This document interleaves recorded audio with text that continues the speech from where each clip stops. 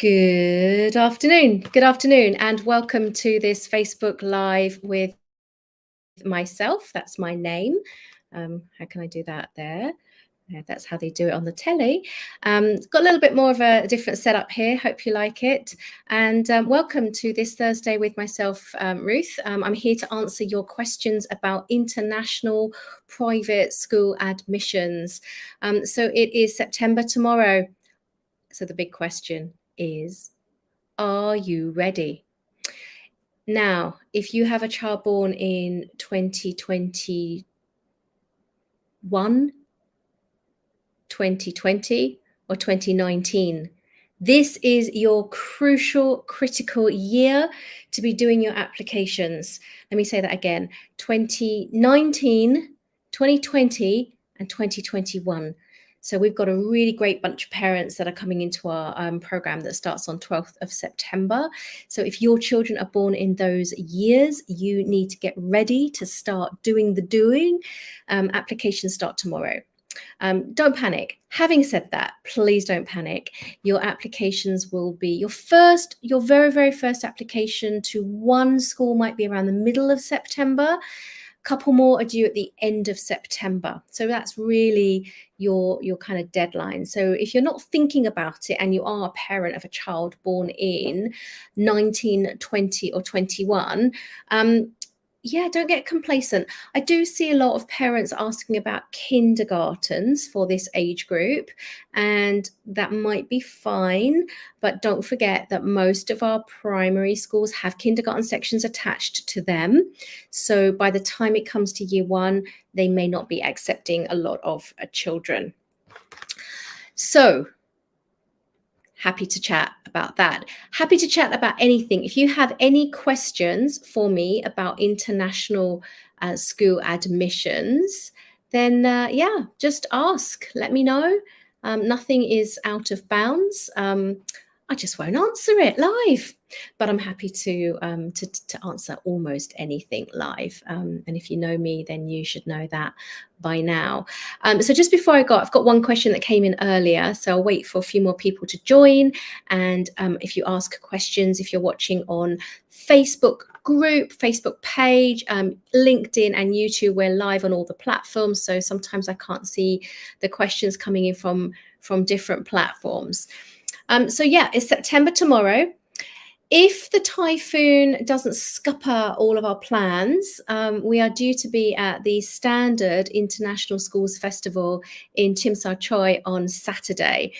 We've got a great bunch of schools. I'll be hosting a panel with ESF and a couple of other schools who I can't remember just now, to be honest, and I can't remember the topic, but it's going to be fabulous. I can assure you of that. So these events are sort of like speed dating in a sense. You get to talk to the school representatives, usually the admissions team. Sometimes you get to meet the head of the school, the primary principal, the principal of the whole school. And you get to walk around a function room in a hotel and have a chat. And they'll do their thing. You know, they'll tell you how fabulous their school is, and you can make an appointment to go visit them. So that's the sort of setup, and we have some breakout sessions as well. So that is on the 2nd of September at the Marco Polo Hotel in Tsim Sha Tsui, if the typhoon doesn't put the kibosh on that. Let's hope not. So let me see if we have any questions. I'm going to get to a topic later on if I have time, which is talking about family values, and as two parents, are you on the same page? So if you co-parent, I do. Sometimes wish I didn't, but I do. That's not true. If you co-parent, it can be difficult. You've got two adult humans that sometimes have different points of view. So are you on the same page with your partner, your co-parent? I'll get to that in a moment. If you have any questions around that, please pop them in the box below. So I had a question earlier from Katie. Thank you, Katie. Hope you're watching. And she said this. Let me show the question. So we've just pasted it in there for ease. Now, the topic of learning support for children with there's lots of terminology. Obviously, lots of schools use different terminology, but we prefer not to use disabilities. We might use individual learning needs or learning differences. All children learn differently, actually. But your question is an important one. Thank you for your question. Are certain schools that will refuse to take kids with learning differences? Yes. In a nutshell, the answer to that is yes, and rightly so. Schools that cannot accommodate, cater for children with learning differences should not take them, and many of them do not take them. The problem is that some schools do take them. So I'll circle back to that. Now, if you have a child with learning differences, and we work with a lot of parents, I have a child with a learning difference. There's a few things to this, and your question, Katie, is very, very general. The answer is yes, but I'm going to give you a little bit more of a hopefully a more helpful answer than that. So if you have a child with a learning difference, it's really, really important to define that learning difference. And this is a minefield. Now, here's the thing. If you go to a doctor, you might go to your pediatrician, you might go to your GP to get a referral for a psychologist's consult. The chances are that you're going to get a diagnosis. And that in itself can be a bit of a slippery slope. We have Dr. Andrew Adler on the Facebook Live in a couple of weeks. I forget the exact date, so check the schedule. He's actually talking about autism for where girls are concerned, which is a very interesting topic. But I'm sure he'll answer other questions about children with learning differences as well. I lost my thread. So defining what your child's learning difference is an absolute minefield. There are good psychologists out there, educational psychologists. There are mediocre ones. There are fantastic ones. And there are ones that we would rather not consult, if you get my drift. It's expensive. So the first thing is to understand, is it absolutely necessary? And I had a few conversations this week with parents who said, oh, my child was diagnosed with autism when they were 2. My child was diagnosed with autism when they were 1. Well, no, they weren't. They might have had some indicative or indications that possibly when they're 6 or 7, they could be diagnosed as on the spectrum. But it's very unusual, and I think Dr. Adler would agree with me that it's hard to diagnose or impossible when they're 1 or 2. So the language that you use around it is going to be connected to the doctors that you've seen and the diagnosis that your child has been given. So it really is an absolute minefield. So Katie, thank you for your question. Even learning disabilities, you don't want to go to a school and start talking about your child that has a learning disability. It just doesn't feel quite right. So what is the learning disability is the first thing. We have another few families. I have a child with ADHD. Every second child has ADHD these days. So I'm not sure at what point we would, do we still continue to define that as a learning difference or an individual learning need? It depends on the severity. So what a school is going to be looking at is, what are your child's needs and can we accommodate them? If they're a reputable school, all right, the sort of school that you would like your child to enter. And they can't do that without a professional's opinion. So unfortunately, your opinion as a parent, your kindergarten teacher's opinion, my opinion isn't going to count for much because we are not professionals in the field. So what you would need is a report from a professional, an educational psychologist, a good one, no, a fantastic one. And the report needs to say what it needs to say, all of what it needs to say, but only what it needs to say. So there's even some management, if you like, around the report that you're going to send to the school in accompanying your application. It's a big question, Katie. So that's the answer. It depends. if I don't know if you do have more details on what your child's learning differences are or how old your child is. I don't know any of that.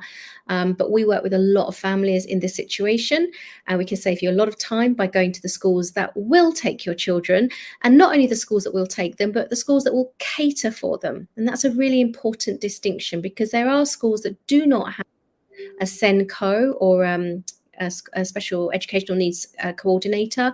They don't have professionals in the school, but they'll allow your child to join nevertheless. So that would be a decision. That would be a careful decision that the parents would need to take.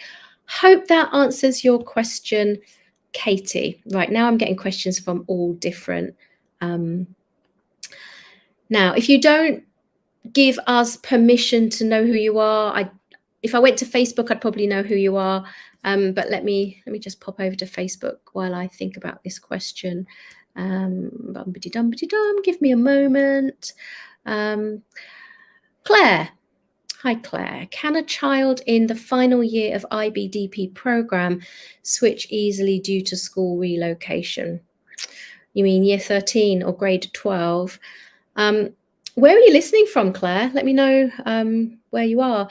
No, this is really tricky. It's really tricky to align the courses, and most of the schools in Hong Kong will just not allow that to happen. So depending on your child's month of birth, possibly would you consider having him or her repeat? Otherwise, I would say just leave them where they are if boarding is an option. If it's 1 year, the risk, if it were my child, the risk of moving a child in the final year of IBDP is reasonably high, I would say. Sorry, just being honest. If your child could go back to repeat, that would be fine. That would be absolutely fine. So we have lots and lots of children moving in year 12 or grade 11. It's a good time to move. And at that point, you could even choose A-levels as an option, or something else. We've got schools that offer a variety of curricula. So yeah, that's the short answer to that question, Claire. So do we have any other questions coming in? Any more? If not, I'll answer them at the end. I just want to talk a little bit about parents of younger children. If you're starting in a school, or even not, even if you're changing schools, what sort of conversations do you have to make sure that you're on the same page? Do you have conversations to make sure that are you on the same page? Does it sometimes feel like, you're yin and yang? It's really interesting when I speak to parents, and one of the things that we try to do is to bring them together. So we talk about family values in the beginning. And one thing that I ask parents to do, and you could play along, is if you didn't know any names of schools in Hong Kong, if you hadn't been infected by all of your friends, relatives, neighbors, colleagues telling you this school's good, that school's good. Imagine you were, fresh off the boat, as it were, clean slate. You don't know any of the schools in Hong Kong. What does your ideal school look like in terms of its characteristics? So this is an exercise you can do together. No names. Try to, clear your mind of schools that you might know, and just start to build up the ideal characteristics. Big, small. Adjectives. Is it academic? Is it nurturing? Is it inclusive? Those sorts of things. You can definitely go to some of the more practical, logistical issues like location, budget. But I want you to think a little bit more about the personality of the school and what type of school you think would suit your child. And that's a really interesting exercise, because then when you come together and you can agree on that, when you go to like a school fair, like the one we're having on Saturday, or you go to the school's websites, or we are talking together about specific schools, we can map everything back to these characteristics. Does it have this? And we're always searching for a school that can meet most of your criteria, if not all. There's usually an element of compromise involved, but that's important to do. So a couple of examples, like I've had chats with parents like you wouldn't believe this week. I have been back to back to back to back. So interesting. I love it. But there are definitely some patterns. And, so mum would say, right, we want a school that's nurturing, that's play-based, and Chinese is not a focus. And then dad pipes up with, we want an intensely academic school for little Johnny, and we want him to be bilingual because he's definitely got to go to Oxbridge or Ivy League, right? So it's our job, or it's your job, to work it out. And that's different. You cannot come up if you are so polarized in what you want. And that's obviously an extreme example, but if you're not aligned in what you want, you're not going to be able to agree on which schools to focus on. So I had a conversation with a family this week that were talking about very strong Chinese program. And this is the majority of what our families want these days. And then one of the parents ends up saying, well, she's an alum of one of the schools that's a pure English medium school. So it could always fall back on this option, safe option, probably definitely going to accept their child if they don't get what they want, right? And that's, my response to that is, well, you don't have to settle for something so far from what you want. Okay, just because it's an easy option or just because someone said, you don't have to settle. And that really is, you'll hear me say that again and again. You might have to compromise, but you really don't have to settle for something, A, that you really don't want, or settle for something that just doesn't have most of what you want. Okay, so that's your homework for tonight. All right, when you're having dinner, if you are a co-parent, and there's two of you, or sometimes more, sometimes we get grandparents coming along for the ride as well. That's fun. Have a chat and what are the characteristics of the sort of school that you want your child to go into? You can even be specific. If your child is into something a little bit obscure, horse riding, for example, does the school have a horse riding program, equestrian program? Not many do, but a couple do. So just put down everything, your your wish list in an ideal world, your wish list of what a school looks like for your child. Okay, let me know how it goes. Hope that was helpful. Right, got a couple more questions. One more question from Facebook user. Let me go back to Facebook while you read that and see who that is. Is that Alyssa? Nicole, you can certainly ask about kindergartens. Just type it in the box. Alyssa, is that? Can I tell you about the range of services that we offer a toddler seeking admission? Yeah, we don't offer any services for the toddler. We support parents. Okay, so that's the first thing to say. We support you as parents of a toddler. So I don't know if you caught the top of the broadcast. I was talking about parents of children born in 2021, 2020, and 2019. This is your time. So if you fall into that category, give me a thumbs up. We support you to apply and everything that entails, and we support you to get in. Okay, so it is a journey. The process might look straightforward. It often isn't. I'd be happy to have a chat with you. So we're bringing groups together. I've got a couple of groups running starting on the 12th of September. Thank you for asking. On the 12th of September, I'm going live in a private community with parents of toddlers who are trusting me to guide them to get to where they want. So over the course of the next several months, we're going to look at submitting a strong application by the deadline, obviously, and working with the parents and with the schools to make sure that hopefully the application generates an assessment, and then working with you and your toddler to get ready for the assessment, and then following up. And if you get more than one offer, we'll help you to decide. That is it in a very, very, very small nutshell. But thank you for asking. If you didn't catch my masterclass that did 15th, 16th, 17th of August, it was awesome.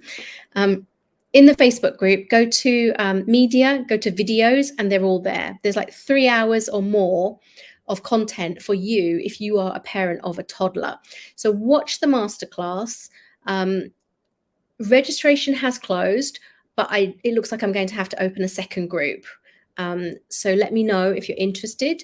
As I say, we start on the 12th of September, so we can think about getting you onboarded then. So what was the question about kindergartens? You can ask. I don't know what you want to ask, Nicole, about kindergartens. What do you want to ask? Kindergartens, let me get rid of this question. Kindergartens are businesses, right? They're all in the business of recruiting students. But at the same time, they have a bit of a dilemma on their hands because, as you know, hopefully, they don't stay in kindergarten for very long. Almost all of the primary schools have a K1 class already. So if you're not already in K1 of the school that you want to apply to, apart from a few, you're late.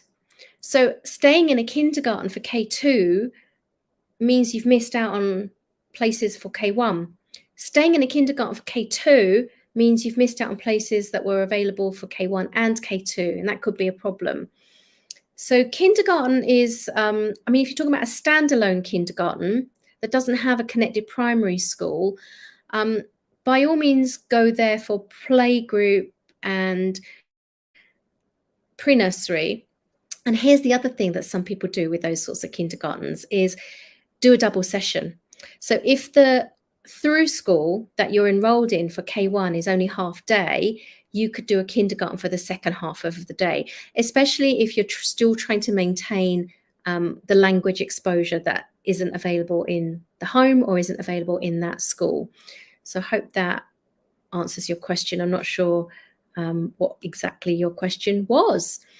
So how are we doing? It's almost past.